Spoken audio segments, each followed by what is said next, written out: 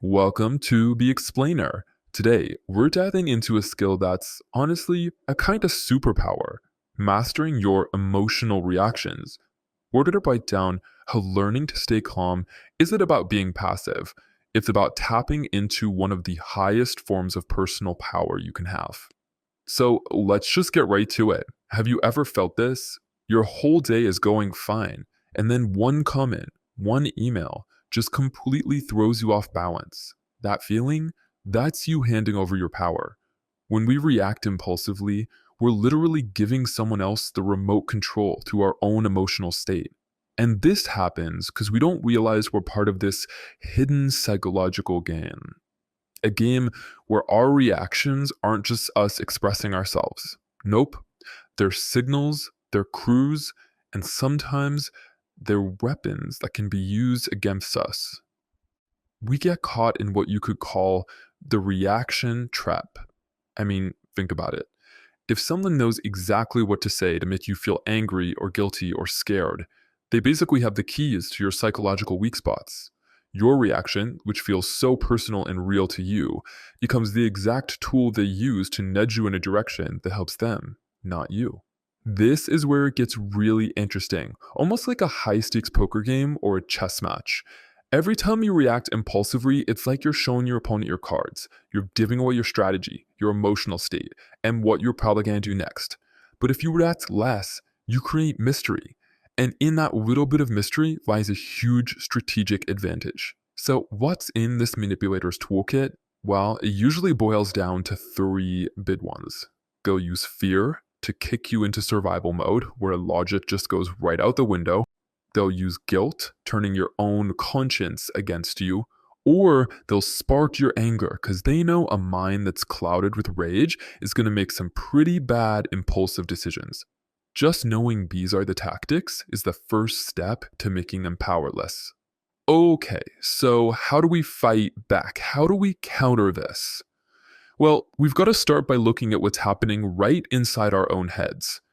Because this battle for control, it's not just psychological, it's actually biological.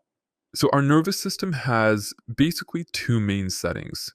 You've got fight or flight, which is our ancient survival wiring. It floods us with stress hormones and gets us ready for quick impulsive action.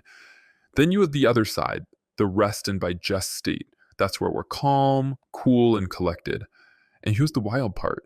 You can actually start to flick the switch from that reactive state back to the calm one with just a single deep conscious breath. Now let's look at the brain itself. Think of it like a company. You have your prefrontal cortex, that's the CEO. It's in charge of logic, planning, and keeping emotions in check. But you also have the amygdala. That's the company's fire alarm. Now, when you're under stress, that alarm goes off. The amygdala totally takes over, and it shoves the CEO out of the way. All you're left with is gut reactions.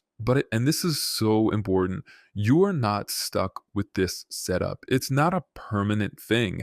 You can actually train your brain to keep the CEO in the room even when the pressure's on. This is how you build what we're going to call a psychological shield, a mindset that just can't be easily messed with. And building this shield comes down to four key practices. First, that conscious breathing we talked about. It's a direct signal to your nervous system to just calm down. Second is meditation. Think of it like hitting the gym, but for your brain's CEO. It literally trains you to observe your thoughts instead of just reacting to them. Then, you've got your in the moment tools, the 3-second pause, which we'll get to, and finally, managing your energy so you're not already running on empty when a real challenge shows up.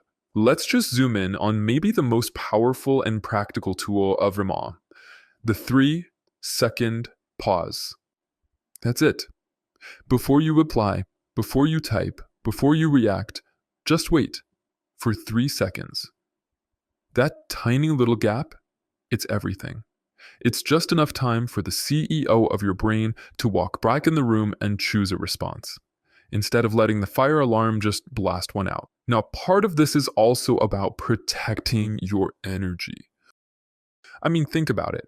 Pointless arguments on social media, endlessly scrolling through bad news, these things are like tiny holes in your psychological shield. They drain your mental batteries, which makes you way more likely to react. That's why doing something like setting a digital silence time is so effective. You're not hiding, you're just patching the holes so you have the strength to respond wisely when it really counts. All right, so let's see what this looks like out in the real world. Because this isn't just some nice theory. Having a calm, non reactive mind is a real, tangible advantage at work, in your relationships, pretty much everywhere. Take this entrepreneur. Their business completely collapsed. Total financial ruin. The natural thing to do would be to panic, right? Make some desperate, rash moves. But instead, they chose silence, analysis. That period of calm let them see a path forward that no one else saw. And they didn't just recover, they built something even bigger. That calmness was their engine. Or think about a teacher dealing with an aggressive student. The instinct is to meet aggression with aggression, right? To lay down the law. But this teacher learned to pause, and instead of a harsh reaction, just ask a gentle question. And that simple, non-reactive choice did more to calm the situation and build trust than any punishment ever could have. And this isn't just for everyday life. This principle is absolutely fundamental at the highest levels of negotiation and politics. World leaders know that one single rash sentence can torpedo an entire peace talk. But a calculated pause, it does the opposite. It makes the other side uncomfortable, it makes your own words land with more weight, and often it makes your opponent reveal more than they ever plan to. All of these examples, from the boardroom to the classroom to the world stage, they're all pointing to the same deep truth about where real strength actually comes from. And that brings us to the core of it all. Real power isn't about controlling other people. It's not about being the loudest person in the room. It's about mastering yourself so completely that other people can no longer control you. When your own peace doesn't depend on what's happening around you, that's when you become psychologically unshakable. So we'll end with this question for you. Every single interaction you have is a choice. It's a moment where you decide, are you going to keep your power or are you going to give it away with a knee-jerk reaction? By practicing that pause, by protecting your energy, by building that psychological shield, you learn how to take your power back, one calm, conscious decision at a time.